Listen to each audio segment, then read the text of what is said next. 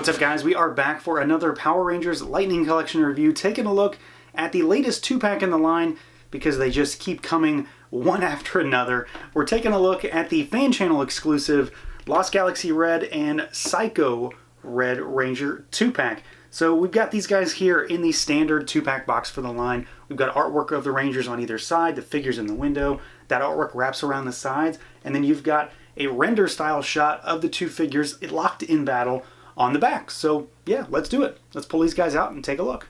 And here they are out of the package, our Psycho and Lost Galaxy Red Rangers.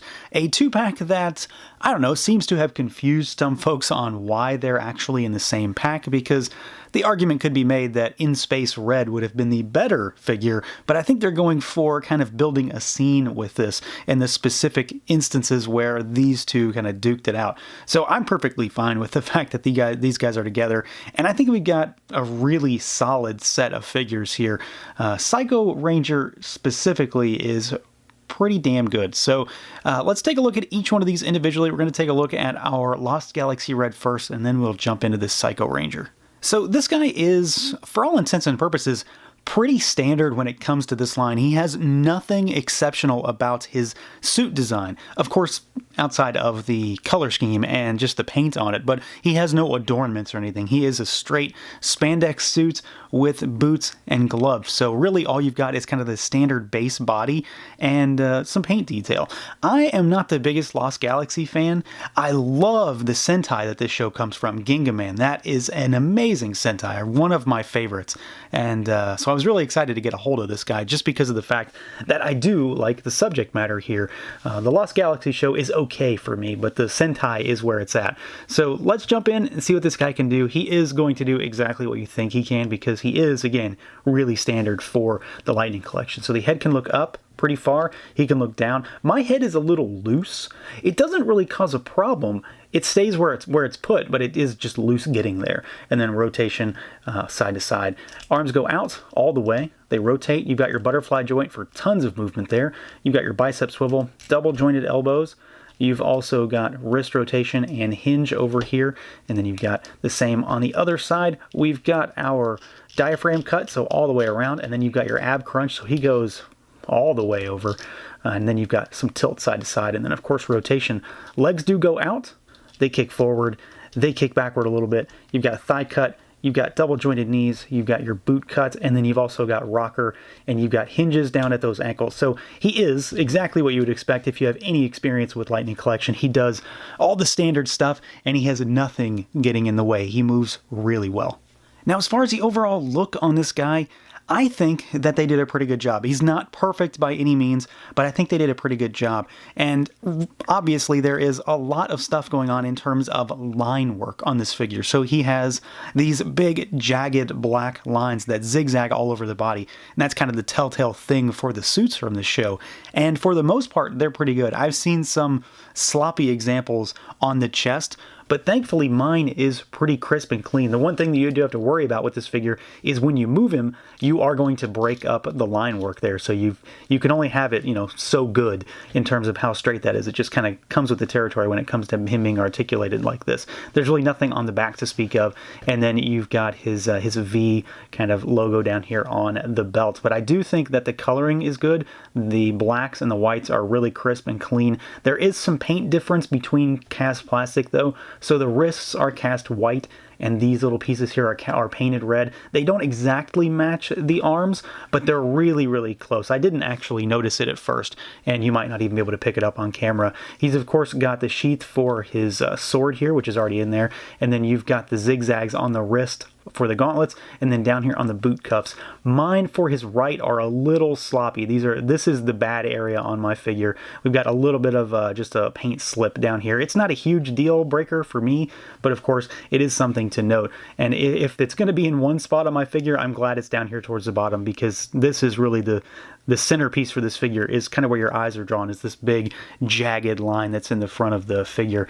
And it's pretty crisp and clean. I have really no issues there. But my favorite part of this suit and of this particular figure is the head sculpt, the helmet sculpt, because for whatever reason, I just have a really, really strong attachment to the helmets from this season. And while the helmet on this guy isn't maybe the most busy or the most dynamic compared to a lot of other Rangers, I just like it, and that's really all it comes down to. And I think it's translated to figure form here pretty well. So the red matches the body pretty decently. You've got the silver mouthpiece, the big, huge black bar visor on the mask, and then you've got those striking green eyes, which really, really clash with the rest of the suit, not to mention all of the yellow stripes that run across the head. They are a little thin. I think they could have used a touch more paint, but at the end of the day, it's really not a huge deal. You don't really notice it until you're right up on top, but otherwise it's sculpted well and it pretty much looks exactly like it's supposed to, which is all I can truly ask for. Now, as far as accessories goes, as is the norm for the Lightning Collection, our Red Ranger does have an unhelmeted head sculpt, so this is the actor Danny Slavin for the show, and I think this might be one of my favorite unmasked head sculpts. I'm still not in a position where I'm ever going to really use it, but I think this looks really good. The likeness is really good for this one. The paint is crisp and clean, just the sculpt is there, and it very much looks like the actor for my money, so I think they did a solid job there. You've, of course, got a couple extra hands, so the ones he comes with in the package are your standard gripping hands. You've got a left fist, which is over here on his right, and a right chopping hand, which is over here on his left, your right. So you've got two of those to mix and match. Of course, these can be swapped with a lot of other Rangers because a lot of Rangers have this exact same kind of hand and glove sculpt, so a lot of these are really interchangeable in that regard. You've got the dagger that we've seen previously that goes down here in the sheath, and this thing has a lot of sculpt on it, a lot of paint work on it too. It looks fantastic. I'm a big fan of this little thing. It works incredibly well. You can, of course, hold it in either hand. And then he's also got the longer version, so the actual sword version of this, which has even more sculpt, even more paint on it. And this guy looks fantastic. It's a great sword. Again, something that you can have holding in one hand or both. You can get him to hold this in two hands. It's a little bit more difficult than it probably should be because the hilt is actually, the handle is pretty short, so it's hard to get it in both hands, but you can get the job done. And then, as is customary with the Lightning Collection, you've got an effect piece, and it's a doozy on this one. So you've got a big flame effect to throw over this sword. I've said it a number of times, but I love the fact that we are getting so many unique effect pieces in this line. I know some of them have been reused so far. It's been very sparingly, but this thing's pretty fantastic, and it's just something that I wish we could see basically across everything Hasbro does. They're really, really going to town when it comes to cool, unique, character style specific effects. And here is, well, maybe the star of the show, depending on your point of view when it comes to this set. I think they're both pretty solid figures, but of course, the Psycho Ranger on his own is quite a striking figure, and they have their own fan base to begin with because they were really, really popular in the show, and they have every right to be because they look amazing. And I think Hasbro's done a really good job of translating these into figure form. I did not go after the Bandai versions because, of course, we knew that there was really no reason to, so I don't have anything to compare against exactly, but I don't think I would have needed to. So let's jump in and see what this guy can do. He is still basically the same as all the others, but he is a little bit different just because of his sculpt, because obviously he's got a lot more going on. So the head can't really go back too far because it hits the armor piece over top. He goes down pretty good, and then of course rotation. The arms go out and then they rotate. You got your bicep swivel. You do have a butterfly joint in there, so it helps move forward and backward. Double jointed elbows. You've got your wrist swivel and rotation and your hinge down there. You've got your diaphragm cut, so he goes all over, and then you've also got your ab crunch, and this one is really clicky, but it works really well, so you get him to go all the way over.